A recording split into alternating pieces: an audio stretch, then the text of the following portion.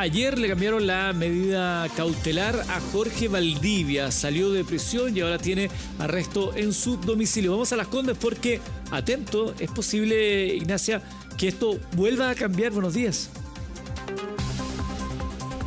Sí, Eduardo, efectivamente es posible que vuelva a cambiar, puesto que ayer la Fiscalía nos confirmó, en particularmente nosotros que estábamos ahí, ¿cierto?, que ya se habría ingresado esta segunda denuncia de la cual nos enteramos y que eso podría cambiar el estatus completamente de las cosas que vemos hoy. ¿Por qué? Jorge Valdivia hoy despertó en su domicilio tras el cambio de esta medida cautelar, puesto que fue su defensa quien ingresó, digamos, este recurso para poder cambiar esta medida cautelar y justamente le funcionó, digamos, puesto que, como yo les comentaba, él salió ayer de la cárcel de Rancagua alrededor de las 7 de la tarde después de un largo papeleo de la defensa y justo también de Gendarmería. Salió de la cárcel junto con su hermano Claudio Valdivia y no solo él, también su abogada que fue a buscarlo, Paula Vial. Nosotros estuvimos con ella y también con Claudio antes de que dieran este veredicto. De hecho, si voy más allá, fuimos nosotros mismos quienes le comentamos la información final a Claudio Valdivia. Él no se había enterado aún que le habían revocado esta prisión preventiva y fuimos directamente nosotros, nuestro programa, quien le dio de primera fuente el resultado, ¿cierto? Apenas nos enteramos nosotros también de que habría cambiado su medida cautelar, que es menos gravosa. Eso es un antecedente importante, ¿cierto? Que la Fiscalía decía, no nos preocupa que su medida cautelar en este minuto sea menos gravosa que la anterior, porque hay otros casos similares, por ejemplo, el de Nicolás López, que fueron de la misma manera, cambiaron a una medida cautelar menos gravosa y luego al final hubo una condena. La fiscal decía, cierto, que estábamos ayer, Pamela Valdés nos comentaba eso mismo, que ella espera que puedan realizar de todas formas la condena. Quiero que pasemos a ver primero el ambiente de la salida, puesto que Jorge Valdivia no dijo ni una palabra. Veamos.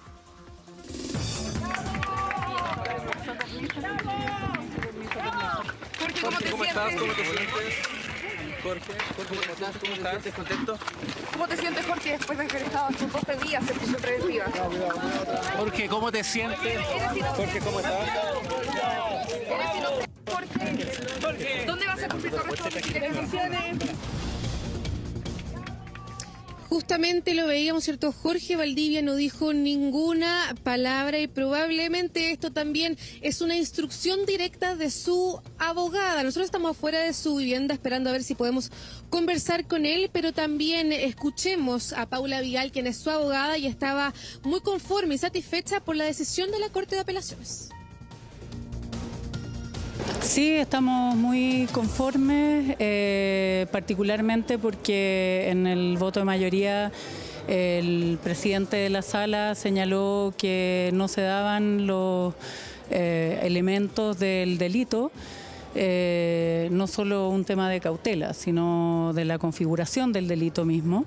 Y que es nuestra tesis, así que estamos muy conformes y bueno, ahora a ir a buscarlo a Jorge. ¿Cuándo Jorge debería salir de la cárcel de Rancagua? Mira, es relativo porque hoy, por supuesto, se dio... ¿Saldría de la cárcel de Rancagua? Sí, se dio orden inmediata de libertad.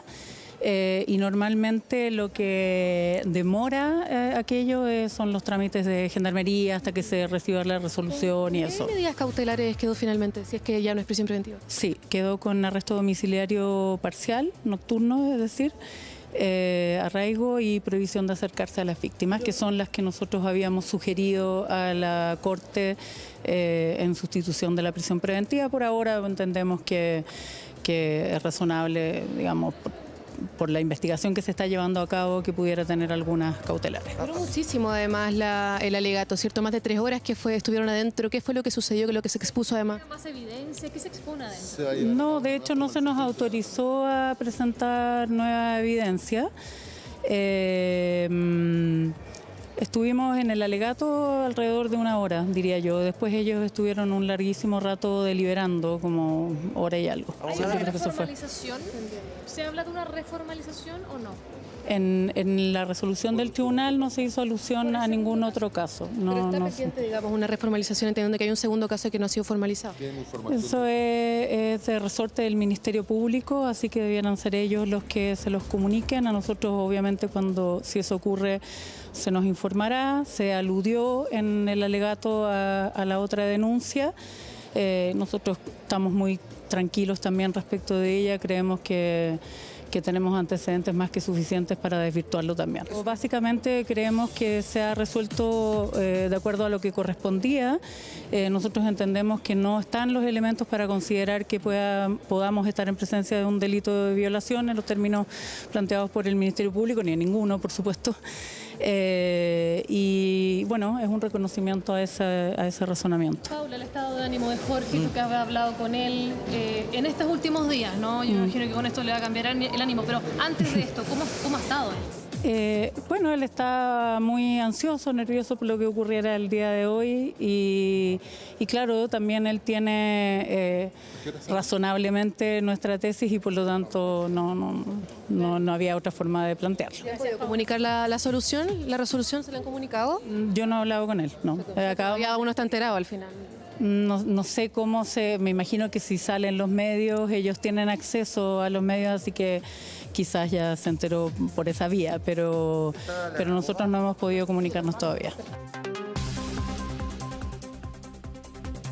Sí, mira, son 3 argumentos los que justamente nosotros pudimos recabar durante nuestro reporteo ayer en la Corte de Apelaciones, los que fueron determinantes para esta votación 2-1 que revocó la prisión preventiva de Jorge Valdivia. Y les paso a comentar un poco de lo que nos comentó cierta parte de la defensa y también de la Fiscalía Oriente. El primer argumento es que no se logra configurar de manera clara y verosímil el riesgo de seguridad para la víctima. Es decir, que si sale Jorge no habría un riesgo de que él se acercase a la víctima o, por ejemplo, que pusiera algún problema para el seguimiento de la investigación. Ese es el primer argumento. El segundo es una dificultad de probar en la etapa de la investigación, porque recuerden que esta decisión se toma con la información que se mantiene hasta el momento. No se añade más, como decía la defensa, no les permitieron añadir más información de la investigación, por ende la decisión se toma con lo que hay en la mesa, digamos.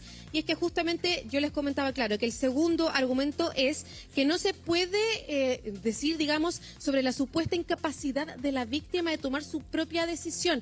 Esto es importante, ¿por qué? Porque se ocupó la evidencia además de que la víctima, por ejemplo, se habría trasladado con Jorge Valdivia del local hasta su vivienda. Y el tercer argumento es que, aunque Valdivia reconoce un encuentro sexual, estas son las palabras, ¿cierto?, parte de la Corte de Apelaciones de lo que se comentó, es que no existen pruebas concluyentes que justifiquen la imputación del delito de violación, que fue la información además que nos comentó la defensa. Ya, ese argumento está buenísimo. Quiero quedarme con ese final para comentar aquí en el panel, porque estamos con Nelson Salas, abogado penalista. ¿Cómo estás, Nelson? Buenos días. Muy bien, ¿y tú, Mari? Bien, gracias. Con Marisa Navarrete, por supuesto, abogada y ex fiscal, parte de nuestro equipo del Buenos Días a Todos. Y Mario Antonio Guzmán, que quiero partir contigo, abogado de tribunales por años, porque uno podría decir que tú diste la noticia ayer a través de las redes sociales. Todos nos enteramos por un mensaje, tweet que tú pusiste.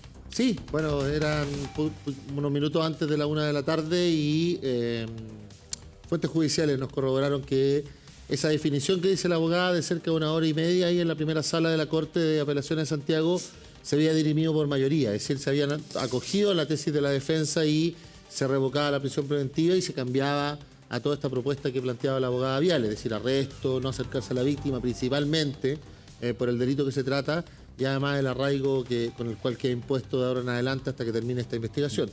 Luego por la tarde se ha hablado de una potencial nueva formalización por el otro caso, la otra denuncia a Jorge Valdivia, pero hasta ahora no tenemos corroboración oficial de la Fiscalía de aquello. O sea, hasta lo que sabemos hasta ahora es que la Fiscalía confirmó esa segunda denuncia, sabemos que existe, no se sabe todavía fecha ni nada, pero la denuncia está, no es un bulo. Ahora, le planteo a los dos abogados que nos acompañan el día de hoy, comienzo contigo, Marisa, bienvenida, gracias por acompañarnos, porque llama la atención desde el punto de vista de la estrategia de la defensa. Fue exitoso el cambio, al parecer, de la abogada, porque con la primera abogada lo que sabemos es que hubo molestia de la familia, particularmente del hermano de Jorge, porque habrían notado cierta lentitud o negligencia en el actuar de la primera, que lo mantuvo y lo mandó a la cárcel. Y con esta segunda abogada, Paula Vial, logran sacarlo de la cárcel. O sea, todo bien con el cambio que hicimos.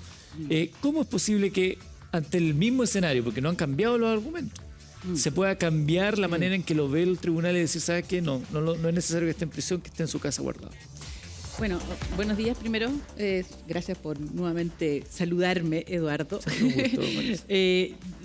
Lo que tú mencionas es lo que significa simplemente la doble instancia. Una resolución dictada por un juez de garantía es, a raíz de un recurso de apelación, revisada por un tribunal superior, que son 3 ministros. Entonces, eso pasa muchas veces, ¿no? En este caso, en que un juez dice una cosa y la Corte dice otra. Entonces, no lo voy a atribuir porque no sería justo para mí, sin conocer a cabalidad el desempeño de un defensor, ¿cierto? Que fue solamente por el cambio de defensor. Aquí es relevante señalar que la Corte, con los mismos argumentos, revisa la decisión del juez de garantía y estimó que, esto es bien relevante, estimó que no se configuraba el delito. ¿Ya? En otros casos hemos visto que la Corte ha modificado la medida cautelar porque dice que no hay necesidad de cautela porque una persona que tiene un domicilio, tiene un arraigo, ¿cierto? Y eso es la necesidad de cautela. Es necesario que tengamos presa a una persona. Pero aquí lo que la Corte ha dicho es que no se configurarían a cabalidad los presupuestos necesarios para acreditar el delito. Y eso tiene que ver con lo que ya hemos conversado en otras oportunidades. En el caso de un delito de violación, cuando es un adulto, la víctima, una persona adulta, deben reunirse ciertas condiciones específicas que establece la ley, porque la ley no sanciona el no es no. ¿Cómo queda la jueza de la primera instancia que dice, cual. ¿cierto? Porque dice, ¿sabes qué?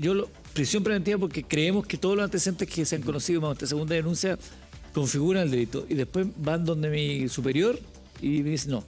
¿Cómo queda esa jueza que tiene que instruir ese juicio de ahora en más? Eso ocurre con cierta frecuencia. Es relevante considerar, por ejemplo, que se tomaron algunos elementos en común. Por ejemplo, lo que era relevante para la magistrada de instancia de que, en este caso, la víctima se habría trasladado en la motocicleta, ella consideró que por el simple hecho de trasladarse en la motocicleta no significaba que no se encontrara incapacitada para oponerse. Refería que una persona en un mal estado o incluso en un estado de bulto podía incluso ir atrás de una motocicleta sin caerse. Pero la Corte considera estos mismos elementos, y con los mismos elementos dice, un tribunal colegiado, 3 ministros, en la mayoría dos ministros dicen, en realidad este elemento sí es relevante. Se trasladan al domicilio de la víctima. El domicilio de la víctima lo conocía ella, entonces tiene que haber dado ciertas indicaciones.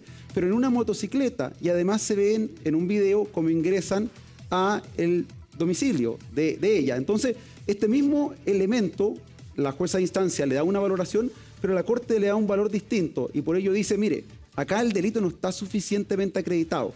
Al no estar suficientemente acreditado, imponer la medida cautelar más gravosa, la prisión preventiva, parece que es incorrecto en esta etapa. Si bien en una etapa preliminar, los antecedentes requieren un estatus adicional. Ahora, sí, a mí me parece, voy al tiro con Mario Antonio, que quiero seguir con los abogados en un punto. ¡Qué grave!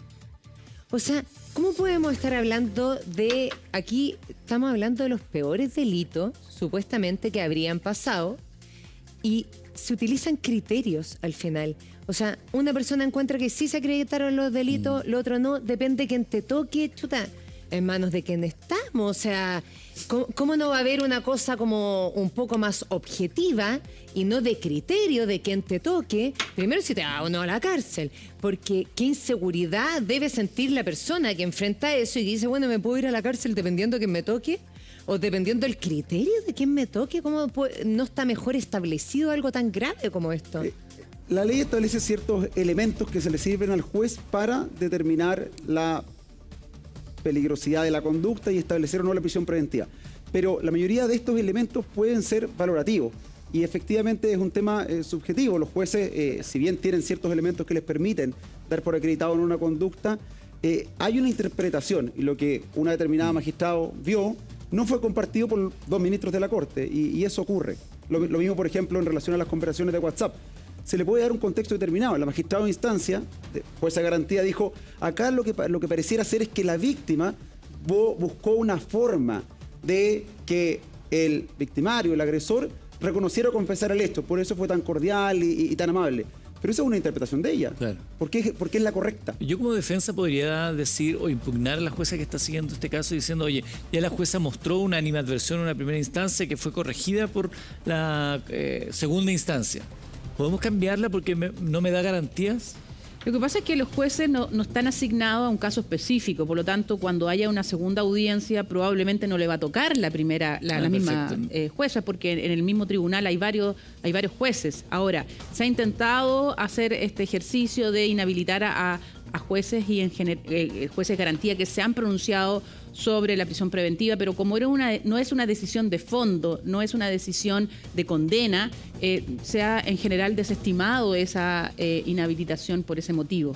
Sí, Claro, ¿y María Antonia? lo que nosotros supimos, bueno, ayer cuando ya teníamos la información de esta decisión, lo que supimos del debate fue, primero que prima el principio de segunda instancia, es decir, para eso existe y todos tenemos este derecho, por eso se habla de la apelación cuando es una medida cautelar tan gravosa como la prisión preventiva. Y segundo, que primó el principio de inocencia. Es decir, se puso sobre la mesa que los antecedentes que tenía la Fiscalía, que expresó también en la audiencia y en la Corte, aún mantenían esta idea de una relación, al parecer, inicialmente consentida y que luego cambió en el transcurso de la noche de ese domingo a lunes. Y que luego se transforma el día lunes ya en esta versión de la víctima, donde ella plantea que se siente dolorida y todo lo que hemos ido conociendo. Entonces, en ese debate es que termina siendo una decisión por mayoría, Sí. que también es parte del juego de la segunda instancia. Sí. Ya no es solo un magistrado, la jueza Eli Rothfeld, que estaba en el octavo juego de garantía, sino que son 3 ministros para que exista este debate. Porque, como dice muy bien acá el abogado, la idea es valorar lo que me dice cada parte. En este caso, la Fiscalía me está contando esta historia, la defensa me plantea esta otra, y por otro lado tengo también una serie de herramientas, entre ellas rebajar las cautelares porque Jorge Valdivia es conocido, no se va a arrancar, se le prohíbe acercarse a la víctima. Entonces, en el juego de toda esa valoración, la Corte dice, aquí pongámosle un poquito de freno a esto, no hagamos un juicio anticipado porque no se puede, y dejemos todo esto en estas condiciones. Marisa, entonces uno aquí podría decir que este es un primer gran triunfo de Jorge Valdivia. Además, uno podría señalar también quizás fue acertado el cambio de abogado, pero cuando hay un criterio, como dice el de Mario Antonio, que se discute entre 3 jueces, obviamente, y te dicen uno de los argumentos que hay débil evidencia, que no se configura los elementos para acreditar un delito. Uno podría decir, tuta, lo que partió muy mal, ahora va muy bien encaminado la defensa. Sí, claro, ¿o es yo muy creo- temprano para decirlo? Yo creo que tú tienes un punto cuando dice aquí no hay mucha certeza jurídica, y eso pasa, porque depende muchas veces de un caso parecido, en otro tribunal te dictan una prisión preventiva, en un tribunal distinto no dictan la prisión preventiva, a veces la Corte revoca, es parte del juego. Ahora, lo relevante aquí es que solo es una medida cautelar, y piensa que hubo un voto disidente, o sea, por un voto puede haber quedado preso. Claro. Un solo puede haber inclinado la balanza a que Valdivia se quedara preso, ¿ya? Pero todo esto en el transcurso de la investigación. Conocemos de muchos casos, pongamos el caso que no es el mismo delito, pero de Karen Rojo, que fue estando libre, fue investigada, fue acusada, y en el juicio se le impuso una condena privativa de libertad y ella se le dictó una orden de detención para que cumpliera efectivamente, ¿cierto?, esa medida. Por lo tanto, todo esto se va a resolver en un juicio. En el juicio. Nelson, ¿hay una tercera, o sea, podría la parte acusadora reclamar a una nueva instancia? No, porque es una audiencia ya, el único recurso que procedía era el recurso de apelación. Se realiza un recurso de apelación y en este caso hay un fallo. Lo que es relevante considerar es que esta causa queda radicada en esta sala.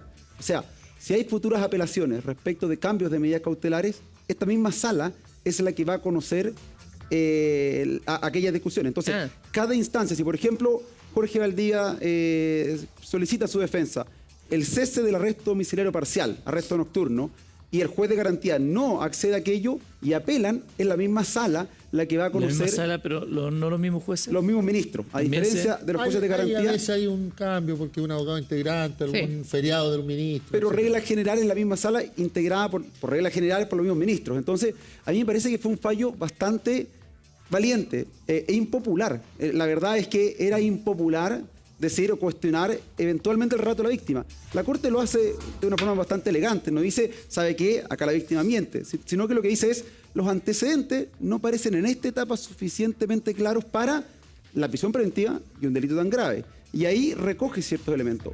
Y además de valiente, va más allá. Entonces, me parece que es un fallo relevante. Y ahí hay que poner lo que dice muy bien Marisa, el abogado, que aquí estamos hablando de acusaciones entre adultos.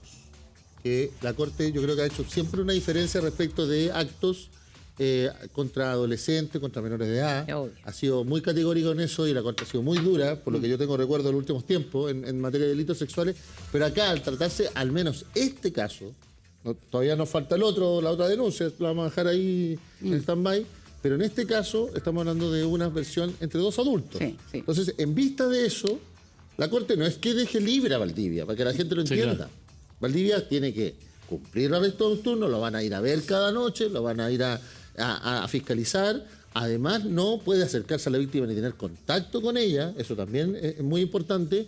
Y además no puede salir del país. Una persona que tiene la posibilidad de salir del país, podríamos tratarlo fácilmente. Entonces, aquí hay un resguardo y la Corte lo que hace aquí es como, ¿saben qué? Ante esta duda, mejor ocupemos los principios.